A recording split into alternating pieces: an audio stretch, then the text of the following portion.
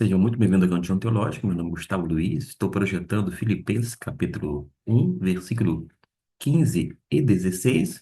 Vamos analisar o texto a partir da língua original, numa referência ao grego koiné, que foi utilizado na composição deste texto.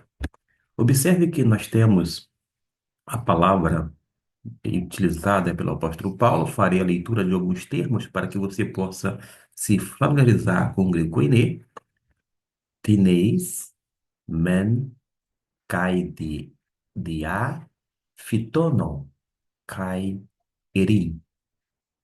Fiquemos com estas pronúncias e vamos então trabalhar um pouquinho mais de uma forma exegética. A primeira coisa que a gente precisa salientar antes de adentrar neste quesito é saber que Paulo está preso em Roma. Nos versículos anteriores, 12 até o 14, ele mostra que sua prisão contribuiu para o avanço do evangelho, e agora, nos versículos 15 e 16, ele revela que nem todos os pregadores tinham motivações puras. É isso mesmo. Não se trata aqui de falsos mestres, falsos pregadores, mas de cristãos que faziam pregações com outras motivações. Apesar disso, Cristo continuava sendo anunciado. Não é à toa que ele diz: verdade é que alguns pregam. Quando o apóstolo Paulo menciona o verbo sim, se encontra aqui no texto, na parte final, é justamente o verbo pregar. Significa anunciar, anunciar, mas oficialmente. Pregar como um arauto, aquela ideia mais solene ou formal, proclamar. Porque Paulo não está falando, como eu disse agora há pouco, de falsos mestres ou de hereges. Eles pregavam a Cristo e o Cristo verdadeiro, mas com motivações erradas. E a gente vai observar uma outra palavra no grego, esta que se encontra aqui, fitonon. Fitonon vem de uma palavra fitonós, que significa ciúme, foi traduzido aqui como por inveja. É essa ideia de ciúme, de ressentimento, é um desejo de possuir o que o outro possui. Esses pregadores viam a influência do apóstolo Paulo e desejavam ocupar o seu lugar. Um outro termo que foi traduzido aqui como contenda vem desta palavrinha, Eren.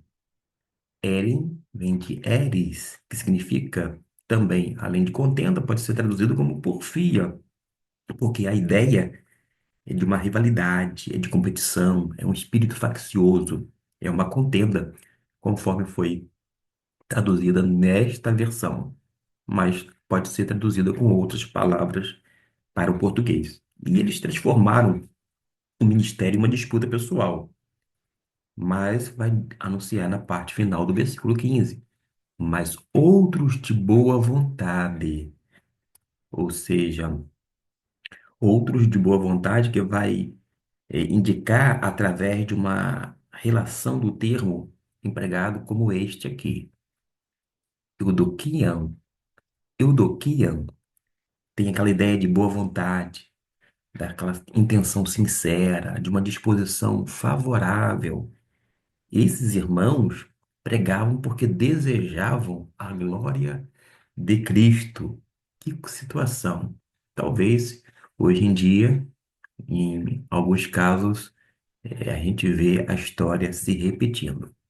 No tocante ao versículo 16, eu vou apenas fazer a leitura no grego koiné e vamos falar um pouco de forma expositiva sobre estes versículos 15 e 16. Aquele que está interessado no grego koiné ficará por demais satisfeito. A pronúncia do versículo 16 é a seguinte: Pai, man, estou lendo de uma forma pausada para que você possa me acompanhar. Hymen, Hymen, ex, essa palavrinha separada aqui, ex. Vamos para a próxima. Eriteias, Eriteias, Hymen, ex ideias, ton, eston. Observe que há uma concordância gramatical, o que termina com ton, o ômicron e o ni, e aqui ômicron e ni. Ou seja, não termina ton, ristu, por exemplo, mas sim tom, ristom. Temos uma nuance que eu quero chamar atenção para você que está aprendendo o grego. Na hora da pronúncia, quando você tem dois gama, ó, um G, dois G, dois gama, esse que antecede vai ter um som de N, N, de forma que a gente vai pronunciar pausadamente. K, tá, aí quando você vai colocar o N, catan, catangue, lucin. Catanguelis lucin. Vamos lá? Catanguelucin. Eis aí a pronúncia no grego koiné. Você não vai pronunciar cataguelucin, e sim catan. Coloca o N antes do outro G. Temos agora a palavra não, ur. Se você desejar, pode pronunciar com som equivalente ou mais próximo do K, uk. Eu pronuncio com o som de CH alemão, ur, ur. Ele é arrastado, um som mais aspirado na parte final, que significa literalmente não. Ur, agnus, oi, homenoi, tripsin, tripsin, epifere, in, epifere, in, dois, desmois, mu. Ficou assim a pronúncia, de forma que você vai aos poucos se familiarizando com os termos no grego koiné, com a pronúncia e etc e tal. Agora, a gente precisa falar de uma forma, digamos, expositiva sobre os versículos aludidos. Nem todos que pregam possuem as mesmas motivações, nós aprendemos na palavra de Deus, porque o conteúdo da mensagem está correto, enquanto o coração do pregador está errado. Não foi à toa que Jesus já alertava sobre isso em Mateus capítulo 6, versículo 1, porque ele vai dizer que a obra de Deus vai exigir não apenas ortodoxia, mas também sinceridade. Basta você ir lá para este capítulo 6, versículo 1, e vai ouvir dos lábios de Jesus tal coisa. De modo que nós devemos examinar constantemente nossas motivações, meus irmãos. Será que eu estou servindo para glorificar a Deus ou para receber reconhecimento? A gente observou que o amor deve ser a força motriz do ministério. Os irmãos, dentro desse contexto aqui, eles, conforme é mencionado no versículo 16, uns, na verdade, anunciam a Cristo por contenção, não puramente, julgando acrescentar aflições às minhas prisões. Eles pregavam não por amor, eles não queriam, na verdade, ser Cristo reconhecido, mas serem reconhecidos. Eles estavam querendo, digamos assim, substituir Paulo, eles não queriam cooperar com eles. Eu sei que no versículo 17 seguinte vai dizer que havia pessoas que queriam cooperar com o apóstolo Paulo, mas no versículo 16 vai dizer de pessoas que tinham motivações completamente diferentes. Mas o reino de Deus não é competição. Igrejas não são concorrentes, ou pelo menos não deveriam ser. As denominações não devem ser rivais uma das outras.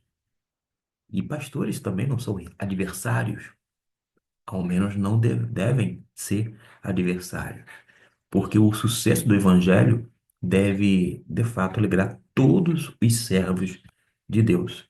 Mas, não obstante, as pessoas que têm motivações imperfeitas, e esta porção da palavra de Deus mostra lições surpreendentes dentro do próprio texto, e mesmo diante de intenções erradas, Cristo estava sendo anunciado. Isto não justificava, em hipótese alguma, o pecado dos pregadores invejosos, mas está demonstrando a soberania de Deus. Porque Deus é maior que as limitações humanas e ele, sem dúvida alguma, continua cumprindo seus propósitos, apesar das falhas dos seus servos. Fiquemos por aqui e até o nosso próximo vídeo sobre Filipenses capítulo 1, do versículo 17 em diante.